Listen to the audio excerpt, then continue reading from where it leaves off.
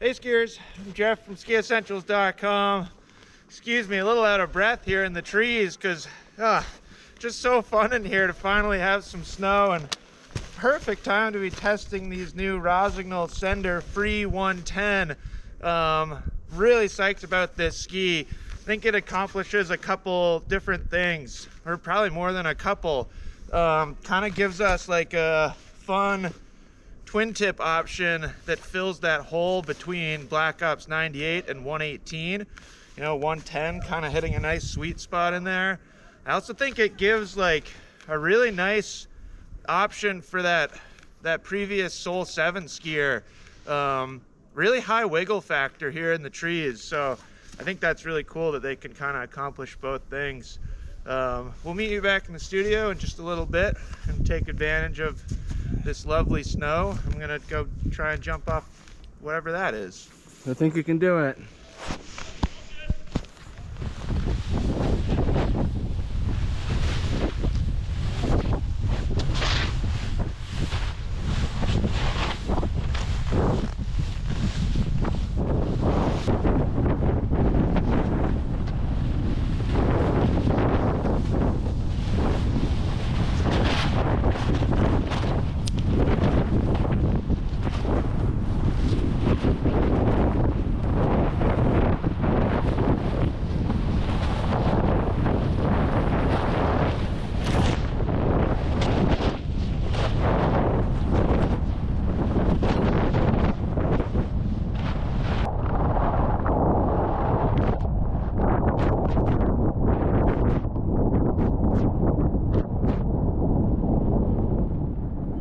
Hey skiers, here we are back in the studio, and I am really excited about this one, Bob.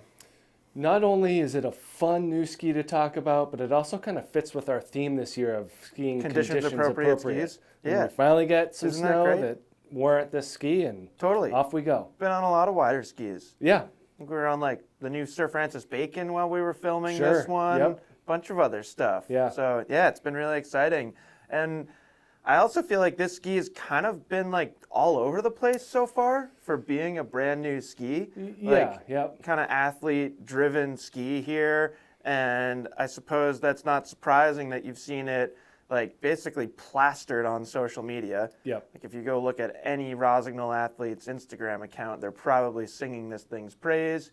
Freeride World Tour. Yep. Like pretty cool. Yeah. I like when, to me it feels like a new park ski and you see it in the X Games or you see it in the Dew Tour or whatever, and it's like, oh, look at that. Check Right. out that, like that's next year's ski. Yeah, it's in the Look- wild. Look what they're doing. Yeah.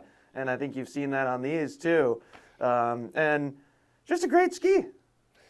Yeah, we both had very positive experiences, and part of that's due to the fact that we had the right conditions, and part of it's due to the fact that they They did a great job kind of mixing what they have Yeah. and coming up with something new. Totally. They built a good ski here.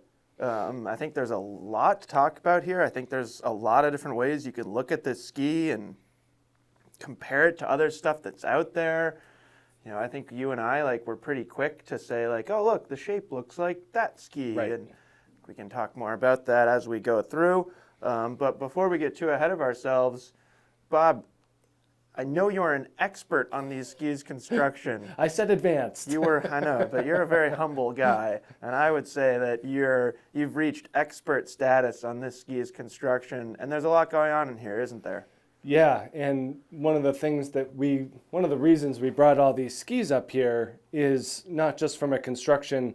It's fun to talk about the build, but then when we get more into the shape, I think it gets a little bit more interesting. I think the whole thing's pretty interesting. Yeah. Nuts and bolts of construction, though. This Sender Free 110 shares aspects with Sender 104 Ti in terms of a Titanal beam underfoot, Sender 106 Ti and the Black Ops series with a poplar wood core. Damp Tech, which we find in the tips and tails of the Black Ops, is actually tweaked in this. So as opposed to air tip, so air tip from Sender. Yep. Okay, and then the Damp Tech, that rubber material, instead of being in tips and tails, it's in the forebody and then in the aft section of the ski. So there's two laminates put in there of Damp Tech, so it's more Damp Tech than Black Ops. Love it. And that's kind of how they get their stability and kind of the quiet nature of this ski.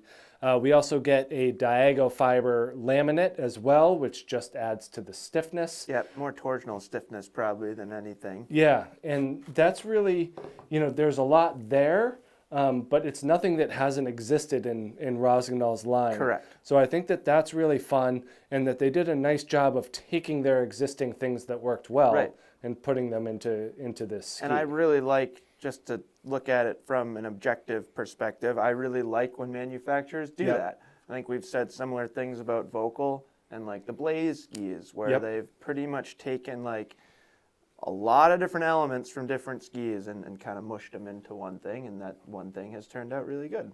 So it's cool to see Rossignol doing a similar method. I was trying to think of skis that kind of went the other way, that started completely with fresh. something new. I came up with like a line blade optic. Yeah. Where they kind of, they took some of the metal shaping, but they really kind of started fresh with something like that. And that was kind of one of the ones that jumped to my mind. But a lot of skis, and the ones we talk about too, like Nordica Unleashed, takes the Santa Ana build, something that works really well, and then puts it in more of a twin tip shape. Exactly. So this is Rossignol's version of that, and I think it works really well. They've done a nice job keeping it lighter. So air 2,200 tip, grams. 2,200, as opposed to like when we talk about Black Ops 118, which is like 2,500. 2,600 grams getting or big. something silly like that. It's more in line with the weight of that 104 Ti. Yeah. So And probably flex pattern is pretty consistent with that sender too, I would say. I would say so as well. Perhaps a little bit softer just in those tips and tails, which is mostly due to their curvature, I would say. Yeah. This is definitely a stiffer ski now that I'm standing here and flexing them. But yeah, really cool. And then if you want to hand me that ski, unless you've got anything else to say about construction. No, that's pretty much it for what's in there. Which one do you want? The one of those? I want this. Oh, you want that one? Okay. Of course I want this one. So I thought I would just do kind of an overview of shape, a summary of shape, and then, Bob, I really enjoy a couple of visuals that you just did for me. Sure. So I'll give you a ski back after I'm done here.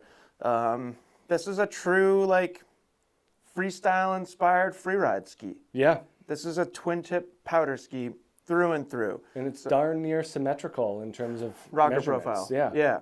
Yeah. So that's the amount of tip rocker that you get. Substantial amount of tip rocker, lots of splay. And it's basically identical in the tail. Maybe slightly less splay. You'd have to get, I'd say slightly less splay. Yeah. Sure. But by length, pretty darn similar. But importantly, you get a nice amount of camber underfoot there. Yeah. So I think it's a really cool shape. And then we have dimensions on here. No dimensions. Do you remember the tip, waist, and tail dimensions? 140. I got them. 133. Yeah. Okay. 140, 110, 133. Very right? well done, Okay. Bob. Giving this ski a 20-meter turn radius. Yeah. So kind of right in I'd say the middle of the road for a ski this size for turn radius. Sometimes you see them way bigger, like 25. Like long, like this. Yeah, and sometimes you see them more like 18 or 17 or something like that. But really, really cool shape. There are some significant benefits to shaping a ski like this. And I suppose the last thing I'll point out about shape before I give one back to Bob so he can show you some inspiration is, again, another kind of story of like, I don't know that I would even go as far as calling this early taper, but it does kind of straighten out by the tips, which I think is important for a ski like this. I feel like when skis first started getting this wide in the twin tip format, you'd see these like massive tips, and they were just really demanding, kind of catchy, and didn't feel that great. So I really like the amount of surface area up here. You're going to get a lot of float, but it's also not like silly. Right, and then lightening it with the air tip, I think makes sense. Really and important. When we get to performance, that'll kind of come full circle, I guess. So Bob, you had a couple fun visuals over there. Yeah, and one of the things that I thought about was when we used to talk about the Nordica Navigator with the tip Sure. of the Enforcer And the tail of the tail of the Doberman. Yep. And we're kind of flipping that script a little bit. We're taking the more directional Sender 106. You can even almost see like how exact they are in the backside. Yeah. I'll show you that Yeah, too, sure. Jeff. With the air tip. With the like you air can- tip. On this side, you can see the light shining through in a Yep. similar amount. So when you kind of put them back to back, accommodating for length difference, they're very, very similar footprints, except for just the overall width. So the width is different on the 110, but when you're looking at them kind of side to side, it is very similar in terms of that tip shape inspiration. Yep. Both from the construction of the air tip as well as the rocker and taper. And then when we flip it around and take the Black Ops 118, the same thing is true here, which I think is just a really fun way to build a ski. Totally. They're taking this slightly more directional, hard charging, nice engagement of the Sender 106. Right. I always really like the tip initiation of that ski. Yeah, things super smooth. Yeah. And then pairing it with this more twin tip, Freeride, freestyle oriented tail. Yeah. And again, you can kind of, width aside, when you put them together, they share a lot of very distinct similarities, both in terms of the shape, display, as well as the profile. I mean, Yeah. they pair up really well when you put them together. So, just to go back to it, they've done a great job at taking the things that work out Yeah. of these skis. No, it's and really like, cool. I skied the run before skiing these in fresh snow. Yep. And You notice a difference? notice the difference. This Black Ops is certainly a lot on your feet, but the shape is very playful. Well, and I skied these two pretty much You went back to back, yeah. Yeah, which was also fun. Yeah. But, your skis over there, that 104 and then the Black Ops 98, I think are nice to have up here. But these two, the 106 and the Black Ops 118, really kind of got together and made this thing. Yeah. No, it's really cool. Yeah.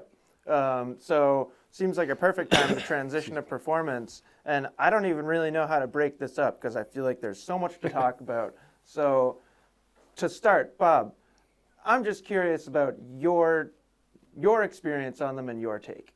I don't want to take your wiggle factor thunder away You from can do whatever you but, want. No, just certainly. say whatever you want. Excuse me. Certainly got them in the trees in the snow first thing. Yeah. And just loved how these things could just make those subsequent turns and just kind of knife right through the woods here. Yep. Really easy, really quick edge to edge for a 110 and super playful in the tail. Yep. So that was my first impression. And then you get out back onto the trail and the thing rips. Yep. Like really round turns, really fun, really easy to kind of engage and release. Yep. Really, really awesome. Yeah, no, they're really, really fun skis. For me personally, very, very confidence inspiring. Yep. I think sometimes when you get on a ski that's this wide, that has some strength to it, it can be just a little bit overwhelming, or can kind of feel grabby and catchy, and you need a really high edge angle and stuff like that. And for whatever reason on these, they felt intuitive. They were a little bit more inviting to do something wild. I found myself jumping off a lot of stuff on these skis, and just had an absolute blast kind of bouncing around and playing on them. I think the blend of playfulness and strength is commendable and pretty much exactly what I'm looking for in a ski in this width range. Now, I think there's a few other ways that we can kind of break down the performance analysis here. Talking to Rossignol, they felt really strongly that they wanted to give that Soul 7 customer a better choice. We've had those conversations with Sender 104 here. I'd say that's the closest, excluding this ski, if you wanted kind of that same performance or similar performance. In flatter, low-angle trees, I thought they had not exactly the same personality as a Soul 7, but pretty darn similar. Yeah, and a lot of that is from just the ability of this thing to start a turn. Yeah. Like super easy, and that's what people loved about that Soul 7. Was Right, like, it was automatic. yeah, so easy to get the thing up on edge. Yeah. And then they just kind of tweak that tail, you know, so it's not quite as light. It is more supportive for Right. sure. But there's longer rocker Yep. in the tail than a Soul 7. So I think that's where they've created this balance. Yeah. You're still, you know, I think the Soul 7 was quick and easy in low angle trees for different reasons Yep. than this, but the resulting performance is very, very similar, which I think is really cool. Two things that stood out to me that you did. One was the big jumps. Well, Like, that's you got the whole- some sweet air on these things. I think that's a whole other side of it. Yeah. Like that's like, so you get that like low angle, easy Soul 7 side of it. Yeah. And then you get like the, I want to be on the Freeride World Tour side of it. It's got to be supportive, and like Exactly. it does have flex to it, but it is very supportive. Well, and like I think it's like really important that they put that Titanal beam Yeah. in here, because if that wasn't there, if they just left the whole thing be lighter and softer throughout, you know, I think like through this middle portion of the ski, it's like it's pretty strong. Like Yep. I can't even really bend it, and then you get up here and it's super easy to bend. So if the whole ski was like this, then they would have just had a twin tip Soul 7. Right. And you would kind of lose out on all the other benefits of it. But yeah, like skis switch well. You can ski really straight and really fast. Yep. You can hit stupid jumps where you didn't realize they were there, and all of a sudden you're going like 60 feet. Yep. Like it's, I don't know. It's a really fun ski. It's. I feel like, I don't know. I mean, it passed the Perry Merrill test too. It passed the Perry Merrill test. Yep. It passed low angle trees test. Yep. Big jump test. Passed big jump test. Tight technical trees. Yeah. I mean, it really, there's a lot of tricks that this thing can do. Yeah. You know, it's limited by its width, I think. Like, you know, we just kind of spent a lot of time on the Atlas, which opens up that next level down in terms of soft snow performance, or Yeah. like less snow performance, I mean. Yep. You know, this one is definitely more of that deeper snow specialist, or, you know, not firm snow. I think Whereas so too. something in the more mid 100s is going to open up that versatility. Yeah. No, I think so too. But what I kept thinking about on this ski is how appropriate it felt for Stowe, Yep. being 110 underfoot. And sometimes we get on skis that are this wide or maybe a little bit wider, and we're like, that's a great ski, Yeah. kind of overkill for around here. Right. But this never felt like overkill, which just like I think really speaks to its overall performance. Yep. It's pretty darn dynamic and pretty quick and reactive and responsive and fun for how big it is. And then you get the benefits of how big it is. Right. And then there's a bigger length too. The 190 or 192. Yeah, Like, 190. okay. And we didn't get a chance to get on that, but like I thought this 184 was plenty of ski for me for what we do here. Yeah. If I were skiing some bigger faces, I might opt for the longer size, but Sure. I didn't find this to ski short.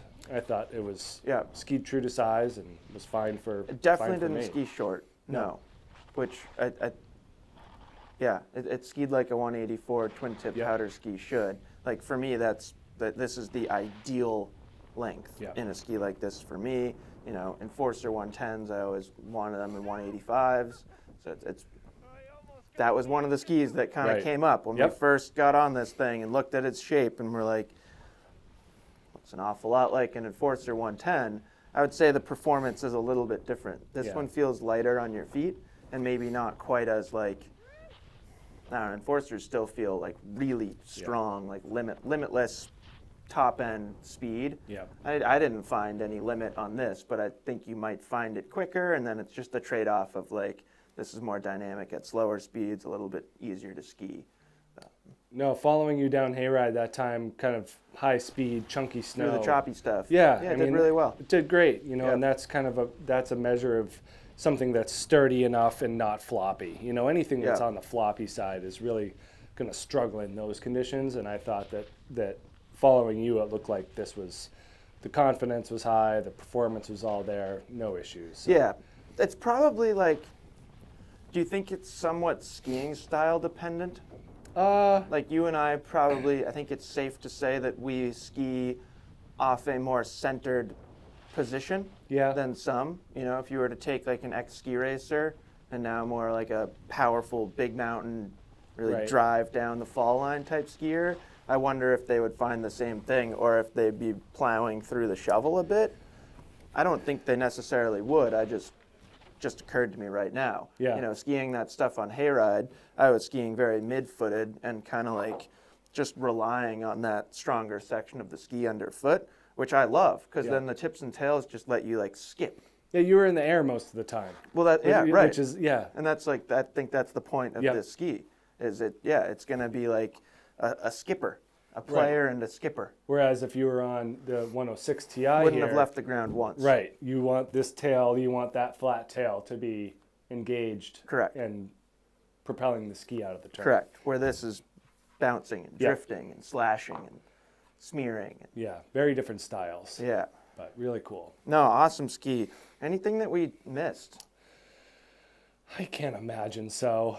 You know, we covered most of it.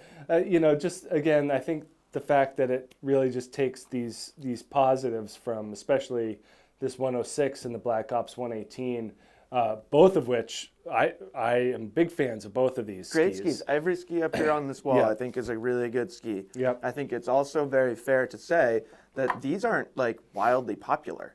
Right. Like, how many Sender 104 TIs have you seen at Stowe this season? I don't, 0, How many Enforcer 100s have you seen at Yeah. Stowe this season? 600. Right. Yeah. Why? I don't know. You know. I think those are fun. You know, that's Yeah. just a fun question. Yep. Where like realistically, everything up here is great. Right. Like we've talked highly of this ski for a long time. Sure. I think it's even fair to say that this ski almost inspired a whole like new category. You know, we're seeing more and more like high-end twin tips. Yep. More expensive twin tips in this width range. Yeah, I mean they do everything well and a whole lot of fun. And if you're looking for something wider and a little bit more free ride, less Yeah. freestyle, Yeah. this is where it ends up in this new Sender 110 free 110. Sorry, Yeah. What is it? I'm still back. the Still back ski and says forth. Sender free 110. I think it's because like Enforcer 104 free, Yeah, but I believe we're Sender free 110 here. good enough for me. Regardless, whichever it is, I apologize to Rossignol for saying whichever thing I said that was wrong. Yeah, the wrong one. Don't listen to that one. Yeah. So forgive us there, but killer ski. Yep. And I love the graphic too. You know, not to be superficial, but I think that's a winner look right there. No, I think it's hard to make a ski look good without being obnoxious, and this one does a good job at it. Or like look good without really making one person mad. Right. Like 1 out of 10. And like this is a good opportunity. For that one person to chime in. If this makes you really upset, please let us know. Yeah. Because for me, I think it looks great. I haven't in person heard anybody say anything bad about its look. Nope, I think it's pretty sharp. Yeah. I would go so far as saying like make the rest of the Senders brighter. Yeah, Maybe you'd see more of them. I don't know. I don't know. Like they look cool. Like I like the way that it looks, I do too. but it's not. It doesn't like jump off the wall No, like this it's does. certainly not an appealing graphic, but Yeah. it fits a lot of people's. Do you want to talk about like the use Character? of the rooster? I'm so glad the rooster's back. I don't know much about it. The rooster was gone for a while. Yeah, I don't know. I have like childhood memories of skiing on Rossignol skis. Oh, and yeah. looking down and having the rooster. You get the stickers at the shops too. Of all Yeah. the roosters. Right. I like having the rooster. All right. So there it is. That's the new Rossignol Sender Free 110. Great ski. It can be a twin tip Freeride powder ski. It can be a Soul 7 wiggle ski. Yep. Pretty good on Groomers for its width. Yep.